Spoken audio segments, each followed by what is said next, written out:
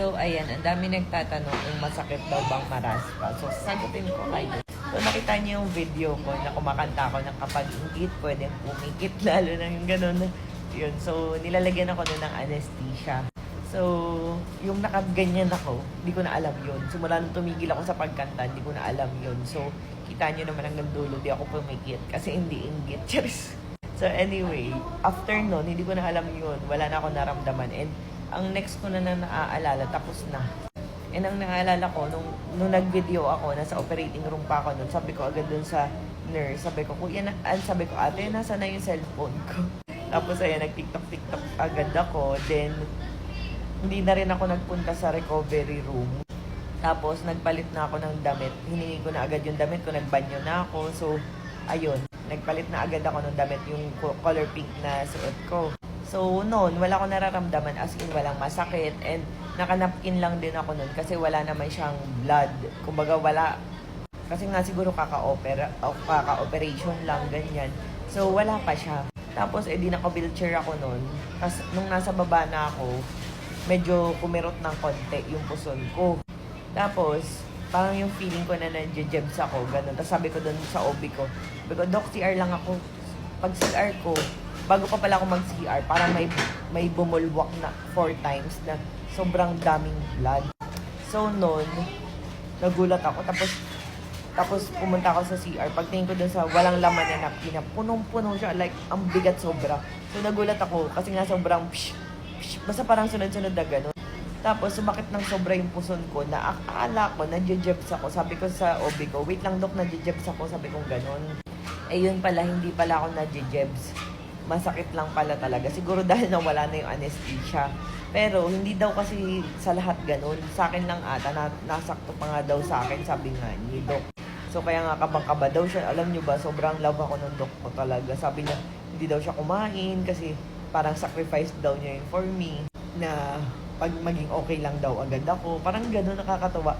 And sa mga nag-comment din na kaya ako inaasikaso kasi ano yun, private or mahal daw yung bayad ko. Hindi po naningil sa akin yung doktor ko, si Doc Aguilar, ganyan siya.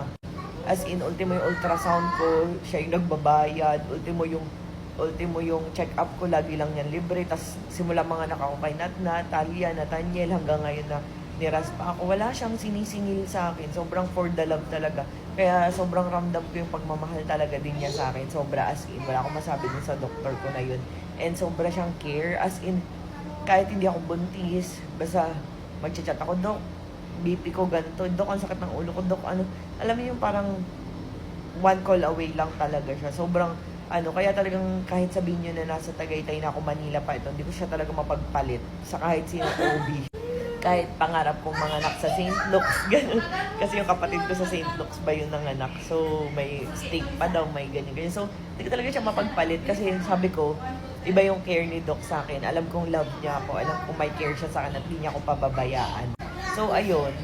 Kaya kahapon, yun, anong nangyari, nagpa-admit na ako. And sabi ni Doc, alam niyo ba, sabi, namamanas pa ako. Hindi ko alam, parang rin ako nanganak. Ayun, kanyo, namamanas yung mukha ko. Kanina nga parang hindi ko ganun mamove. Parang gano'n.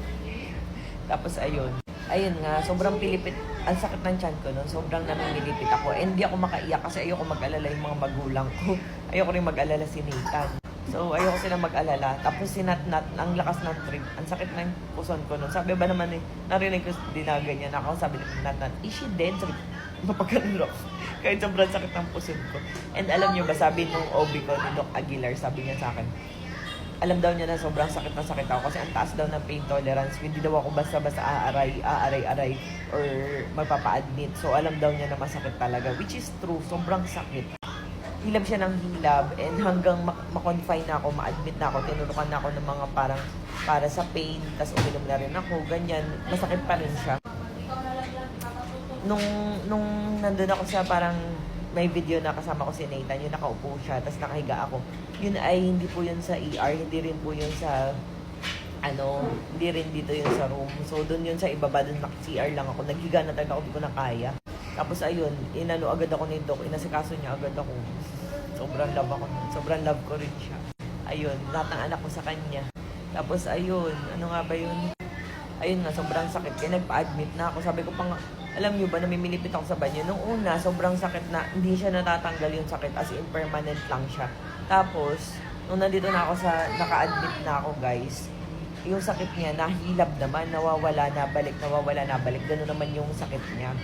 Tapos, nung inai ako ni Doc, tapos parang may tinanggal-tanggal siya, mayroon palang mga namumuo na mga blood, ganun. Parang nagka-clot kasi nga, di ba, syempre, ang daming dugo-dugo. Nung natanggal niya, guys, umukay. Kaya sabi ko nga, Doc, uwi na ako kahapon. Tapos sabi niya, ngayon daw ako uwi. Kumbaga, huwag muna ako umuwi. Kasi para ma-monitor niya ako, ganun. So, ayun. Ngayon, umukay siya. Siguro dahil sa mga clot-clot, di ba, kapag ka tayo ay may red alert, di ba? Nananakit yung puson.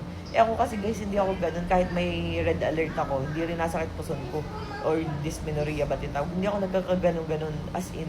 Siguro may ganun. Pero dahil nasa sobrang lakas ng pain tolerance ko or taas pala, hindi ako maganon.